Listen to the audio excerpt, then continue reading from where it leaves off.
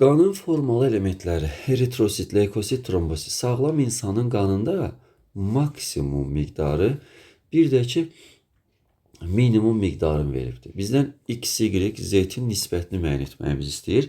Tamam, yazaq bunları. Eritrositlərin minimum qanda miqdarı bilirik ki 4 milyondur.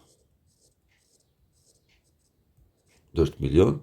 Leykositlərin miqdarı maksimum, minimum miqdarı dedik ki, bunlarda 4-10 mindir. 4000 götürəcəyik. 4000 minimum deyir. Trombositlərin maksimum miqdarını verdiyi üçün 150-400 mindir. 400 min olur. 400 min. Bizdən də nəyi soruşurdu?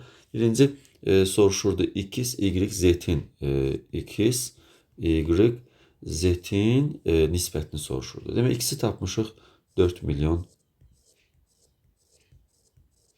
Y-i tapmışıq, deməli 4000.